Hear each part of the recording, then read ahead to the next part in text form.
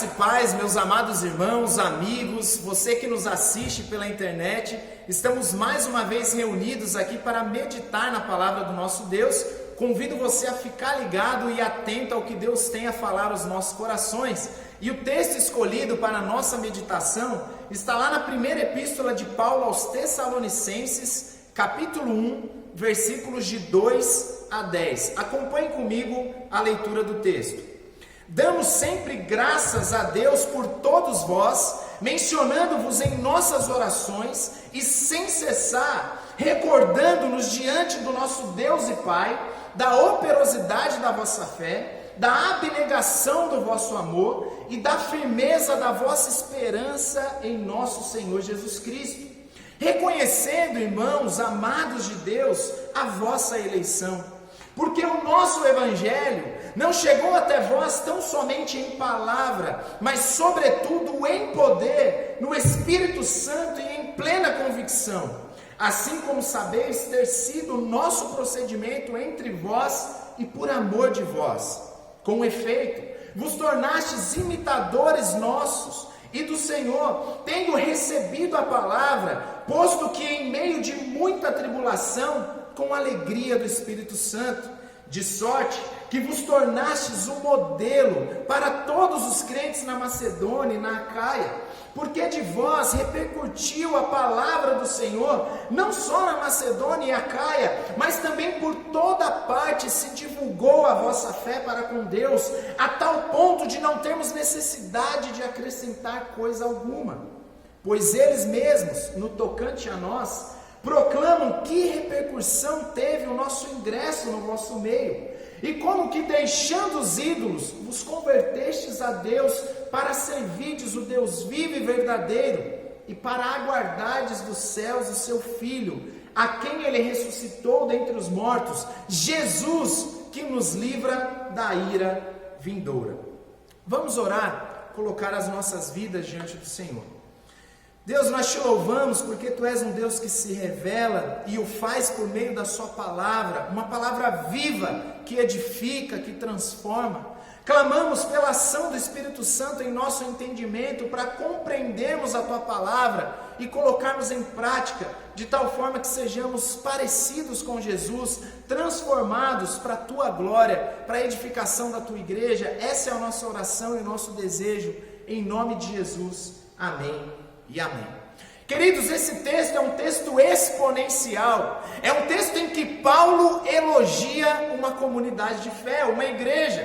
Normalmente nós observamos nas epístolas de Paulo as exortações, e são várias, que ele se refere a algumas comunidades, como por exemplo, a igreja da Galácia, que é muito exortada por Paulo. Aqui nós observamos Paulo elogiando uma comunidade, pelas suas características e pela essência como eles estavam vivendo a vida cristã.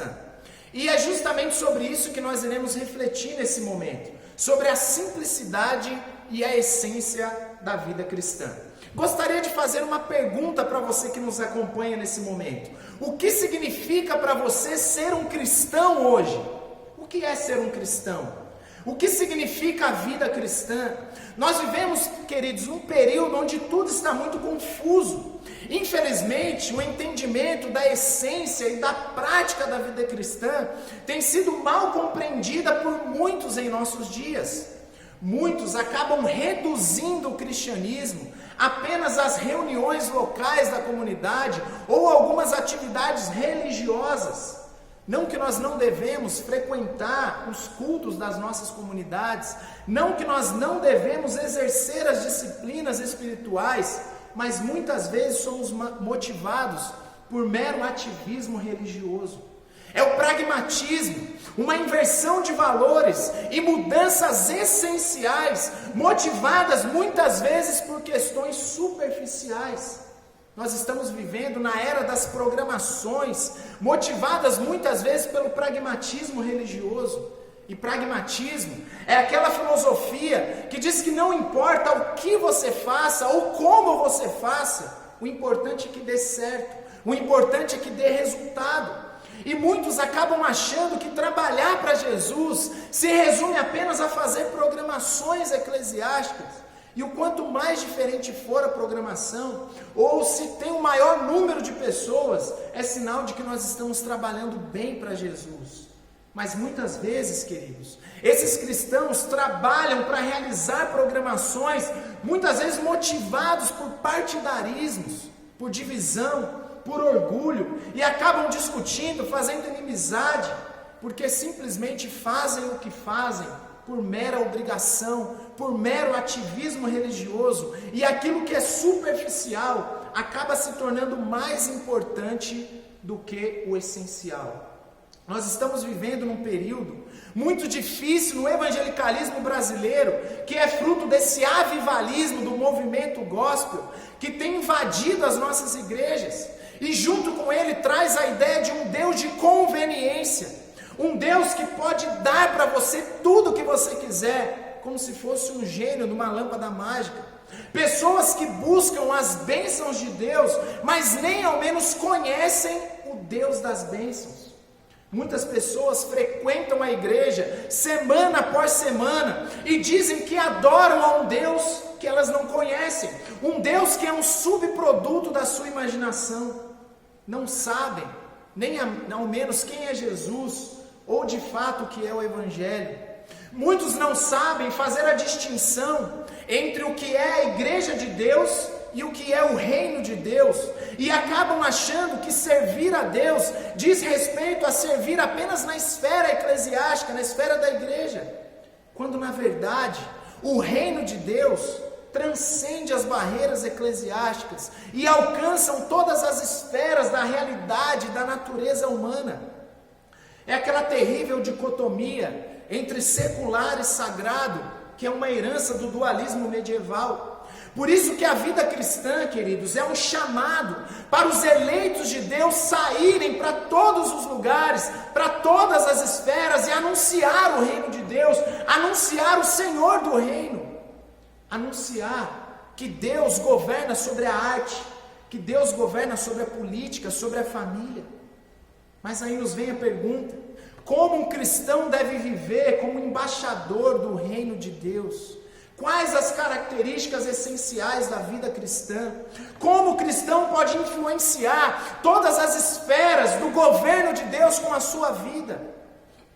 Queridos, apesar dessa apresentação do cenário evangélico brasileiro, eu quero, assim como Paulo, encorajar os irmãos, encorajar a sua vida a colocar em prática a essência da vida cristã, sabendo que isso agrada e glorifica a Deus. Essa perícope que nós acabamos de ler, ela apresenta um padrão de cristianismo que é aprovado por Deus, um padrão de cristianismo que Ele espera de cada um dos seus filhos. E isso pode ser observado, por exemplo, no capítulo 4, no versículo 1 da mesma epístola, em que Paulo diz assim: finalmente, irmãos, nós vos rogamos e exortamos no Senhor Jesus, que como de nós recebestes, quanto à maneira porque deveis viver e agradar a Deus, e efetivamente estáis fazendo, continueis progredindo cada vez mais. Queridos, isso significa que esses irmãos em Tessalônica estavam vivendo de uma forma que agrada a Deus e que também serve de padrão, de modelo para nós. Essas características dos crentes de Tessalônica, elas foram elogiadas por Paulo e eram um modelo para os demais. E mesmo eles passando por dificuldades, por provações das mais diversas, e também serve como um modelo para nós como igreja hoje. Nós observamos algumas verdades aqui nesse texto que nos ajudam a entender quais são as questões essenciais da vida cristã. E a primeira delas está nos versículos de 2 a 4, de que os frutos evidenciam a eleição. Os frutos evidenciam a eleição. Olha só o que diz os versículos de 2 a 4. Damos sempre graças a Deus por todos vós, mencionando-vos em nossas orações e sem cessar recordando-nos diante do nosso Deus e Pai da operosidade da vossa fé, da abnegação do vosso amor e da firmeza da vossa esperança em nosso Senhor Jesus Cristo, reconhecendo, irmãos amados de Deus, a vossa eleição. Meus amados, essa epístola, ela é muito interessante porque ela foi escrita pouco tempo depois de Paulo ter plantado aquela igreja. Paulo, ele escreve essa carta de Corinto poucos meses depois daqueles irmãos terem ouvido o evangelho pela primeira vez. Essa carta ela foi escrita para uma igreja que basicamente é composta de neófitos, de novos convertidos. Imagino eu, não está aqui no texto, que Paulo ele poderia estar extremamente preocupado com aquela igreja, porque era uma igreja que tinha acabado de ser fundada, e Paulo não ficou ali o tempo necessário que ele gostaria de ter ficado, por conta de uma perseguição que ele sofreu por parte dos judeus naquela região. Então, uma igreja formada de novos convertidos, Paulo não ficou ali o tempo necessário, e nós observamos também uma tática dos judaizantes, que consideravam Paulo como um herege, que esperava Paulo sair de uma igreja que ele havia plantado, e eles entravam naquela igreja para desfazer tudo aquilo que Paulo tinha feito. Então Paulo poderia pensar que Timóteo, que foi enviado para lá, voltaria com péssimas notícias daquela igreja. Mas o que nós vemos aqui é exatamente o contrário. Quando Timóteo ele volta com aquela mensagem apostólica, no WhatsApp apostólico, Paulo ele ficou surpreso da firmeza daqueles irmãos na vida cristã, e Paulo ele se alegra muito em saber da fé, da esperança e do amor daqueles irmãos. E esse texto ele denota a ideia de que eles estavam levando a sério a vida cristã, estavam se esforçando para agradar a Deus. Tem dois termos que Paulo usou aqui no versículo 3. Ele vai dizer a obra da fé e o trabalho do amor.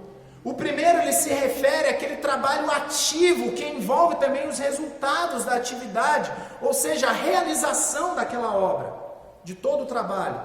E o segundo termo ele dá a ideia de um trabalho exaustivo, de um labor, um trabalho árduo, cansativo, que envolve suor e fadiga, dá a ideia de um cansaço resultante de alguém que gastou todas as suas energias. E ele vai observar aqui a realidade de aqueles irmãos que estavam vivendo a fé, a esperança e o amor, que é uma tríade que é sempre usada por Paulo: a fé, a esperança e o amor. Se você reparar ao ler o Novo Testamento, você vai perceber que Paulo ele sempre se refere a elas juntas, justamente porque na lógica de Paulo elas dependem uma da outra, e onde uma estiver, a outra também está. Ou seja, não há como você dizer que tem fé se não tem amor. Não há como dizer que tem esperança da volta de Cristo se você não tem fé. Não adianta dizer que tem amor se não tem fé. Então, a existência dessa tríade cristã, ela evidencia alguém que foi eleito por Deus para a salvação, alguém que foi justificado, convertido, regenerado. E isso, queridos, é muito mais do que mero ativismo religioso. Isso é muito mais do que o padrão gospel dos nossos dias. A existência dessa tríade cristã, ela nos aponta para uma mudança interior radical, que só pode ser operada pelo Espírito.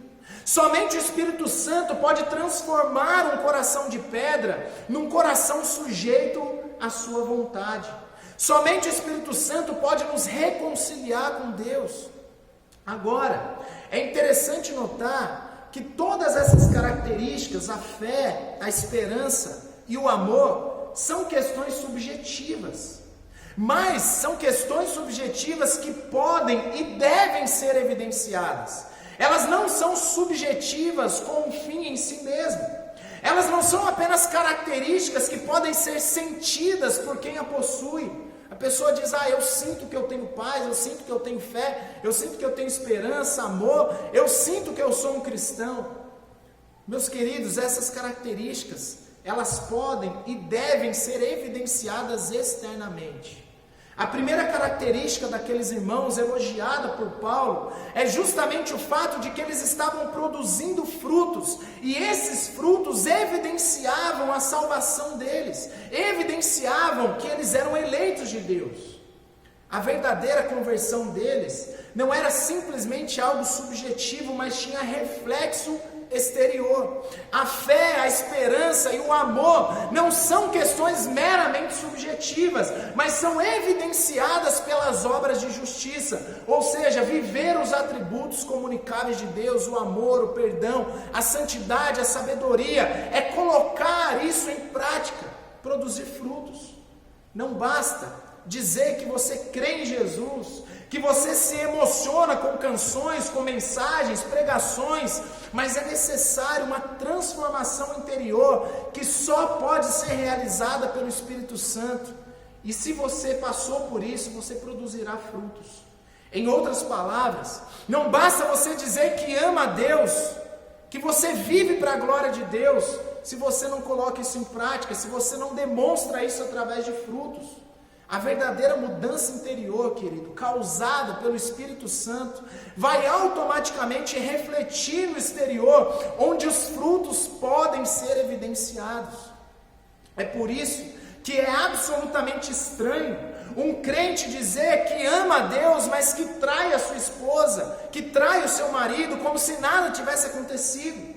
É muito estranho um crente viver enganando outras pessoas para tirar um tipo de vantagem, ou mentir, ou difamar os irmãos como se fosse algo normal. Não significa que um cristão não peca, mas se ele pecar, ele será constrangido pelo Espírito Santo, ele lutará contra aquele pecado, ele abandonará o pecado, porque um cristão ele produz fruto, ele reconhece o quanto é pecador e carece da graça de Deus. Ele não pecará mais indiscriminadamente como se fosse algo normal.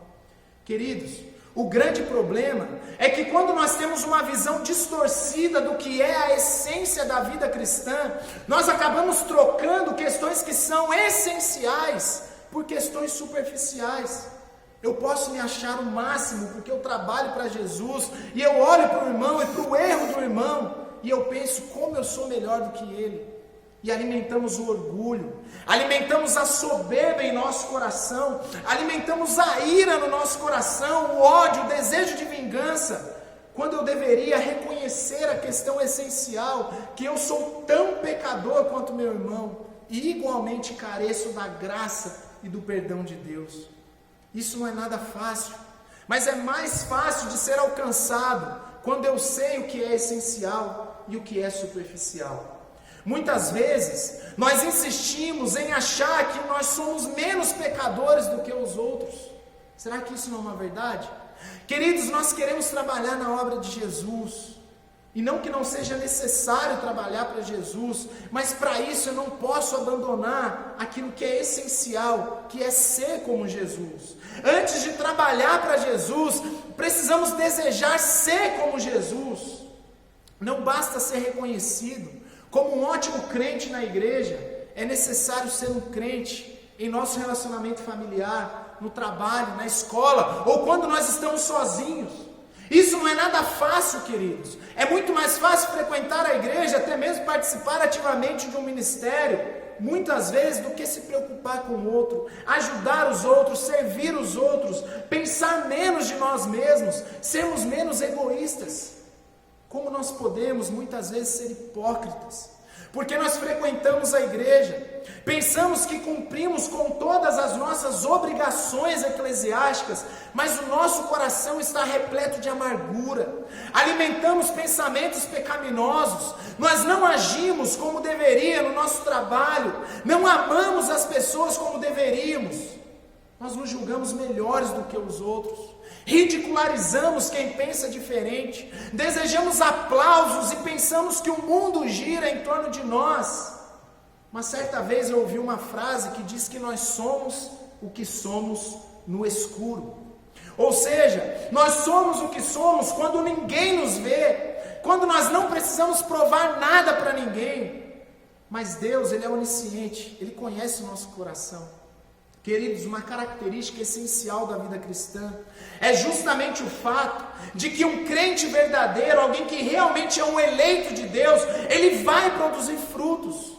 E esses frutos não são frutos de legalismo, de moralismo, de ativismo, mas são frutos consequentes de alguém que de fato foi transformado pelo Espírito Santo, de alguém que tem o coração transbordando da graça de Deus.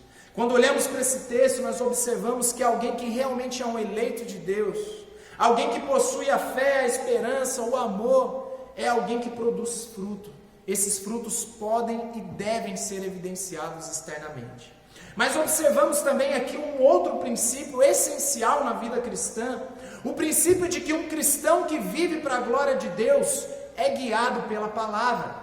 Um cristão que vive para a glória de Deus é guiado pela palavra. Olha só o que diz os versículos 5 e 6.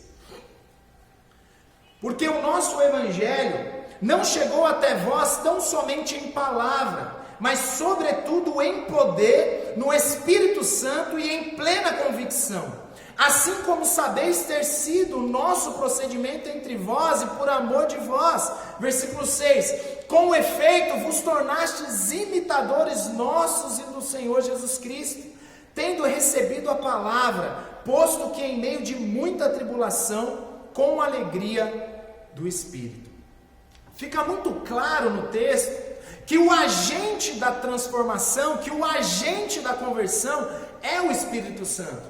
É Ele quem opera essa transformação e Ele o faz através da revelação de Deus, ou seja, através da palavra de Deus. Ou como dizia John Stott, a palavra de Deus é a espada do Espírito.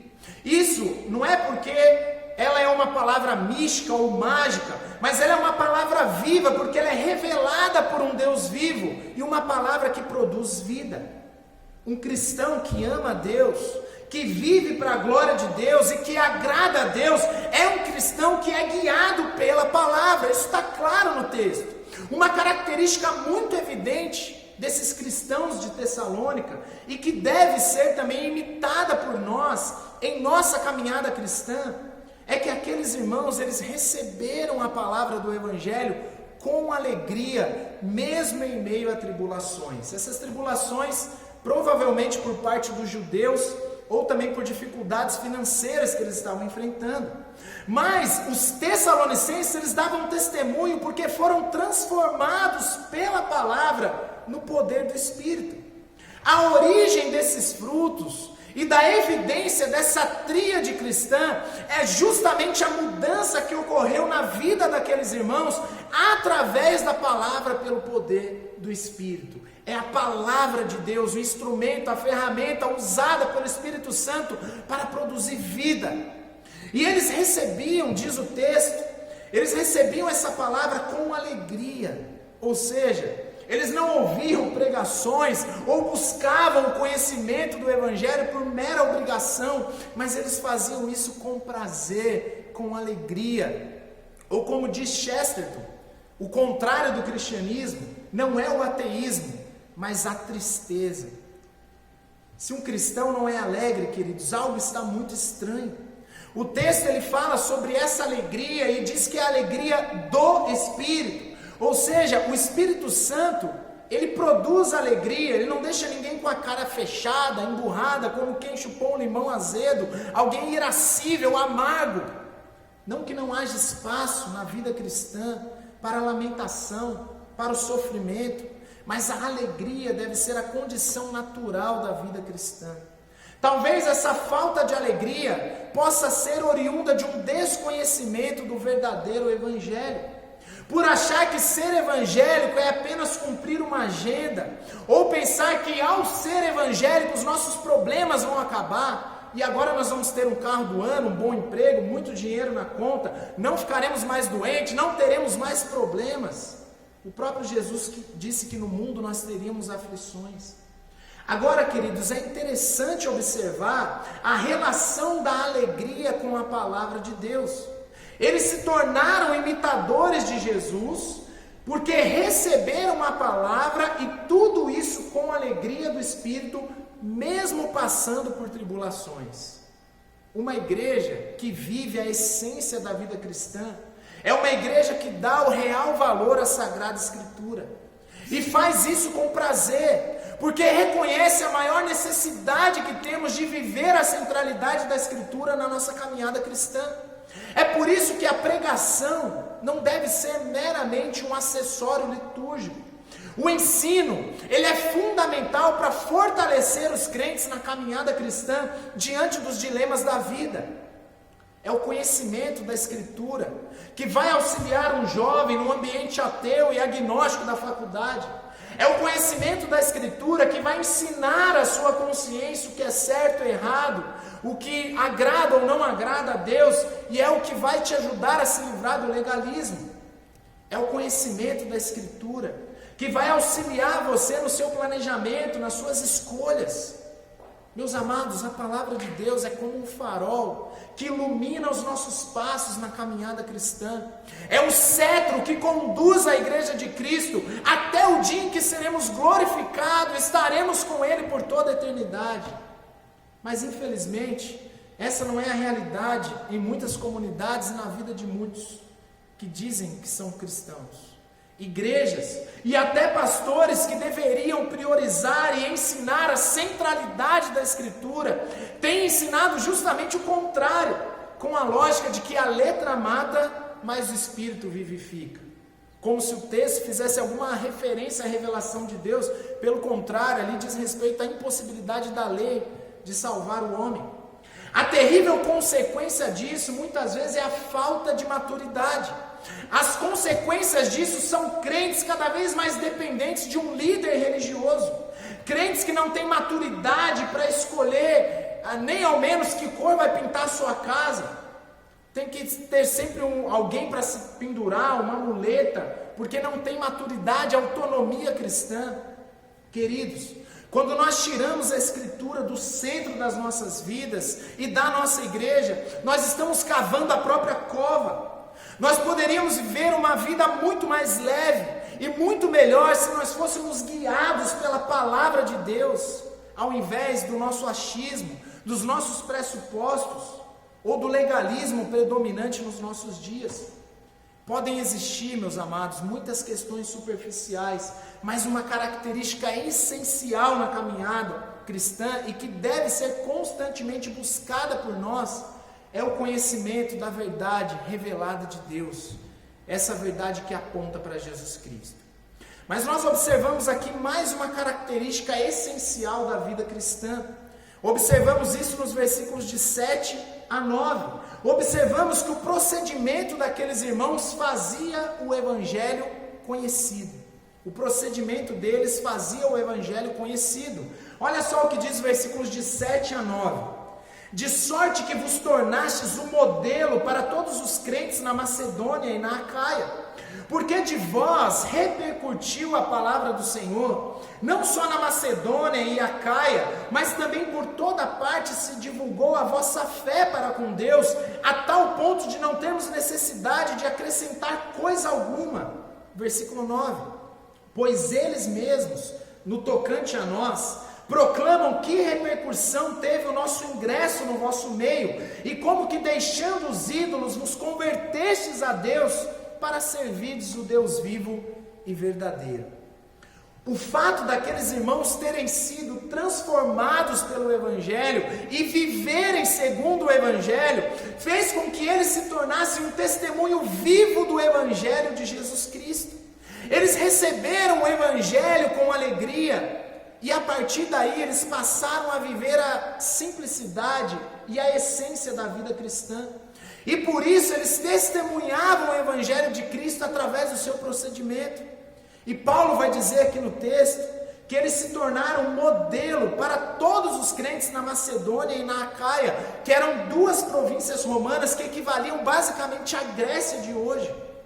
A notícia, queridos, da conversão daqueles irmãos tinha se espalhado por toda aquela região, não simplesmente por causa de um evangelismo missionário que eles fizeram, mas principalmente por causa do que as outras pessoas falavam a respeito deles. E normalmente nós dizemos que notícia ruim é que corre rápido, mas o que vemos aqui é o contrário. Paulo, ele geralmente quando ele chegava a algum lugar, ele contava a respeito do que estava acontecendo com os cristãos de outro lugar. Mas nesse caso ele nem precisou fazer isso, porque as boas notícias do testemunho daqueles irmãos já tinham se espalhado por toda a região. Que coisa maravilhosa! Porque, queridos, aquela igreja tinha poucos meses de organização. Não existia Facebook, Instagram, WhatsApp naquela época. Irmão, se tem algo importante, essencial na vida cristã, é o nosso procedimento, é o nosso testemunho. Isso é algo que deve ser levado a sério por nós. E esse procedimento não tem nada a ver com usos e costumes, com religiosidade. Não é nada disso. Tem a ver com uma atitude do coração.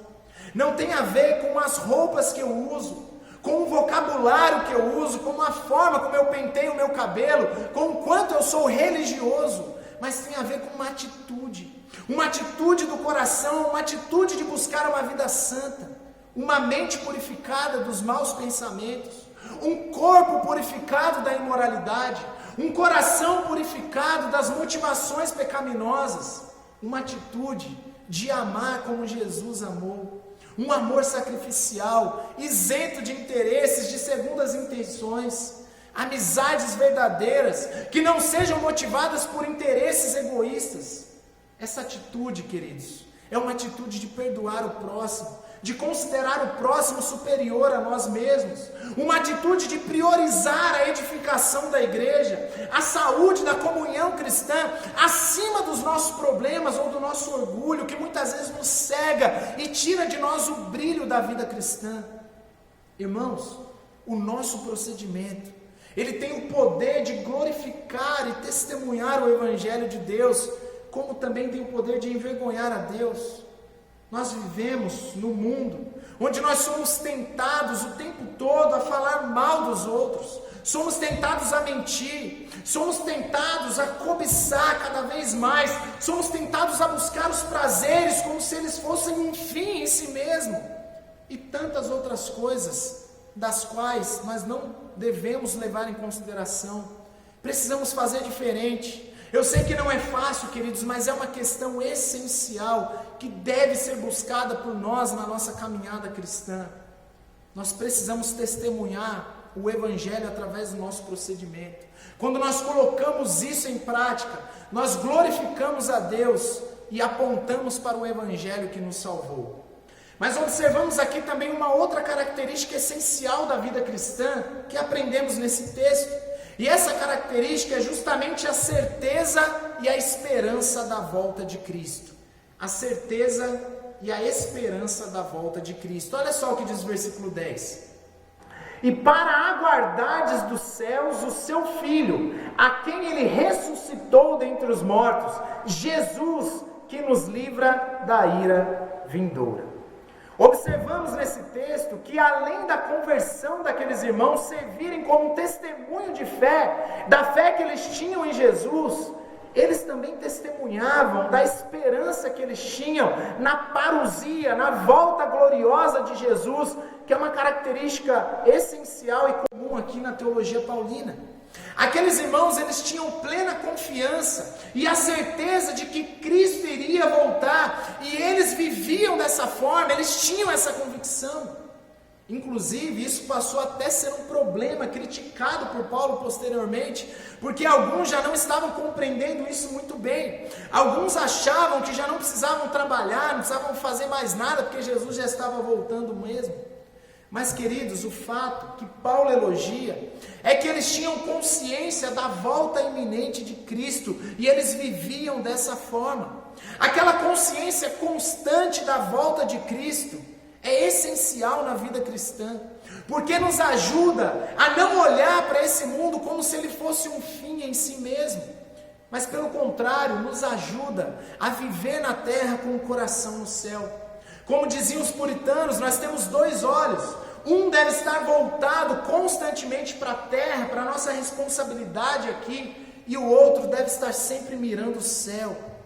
Não é, queridos, errado. Inclusive nós devemos trabalhar, planejar a nossa vida. Podemos e devemos desfrutar dos bens, do fruto do nosso trabalho, nos alegrar, constituir família.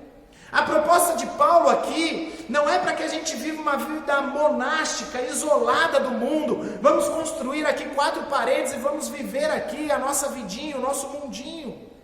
Mas o fato é que nós não temos aqui morada permanente, nós aguardamos o céu.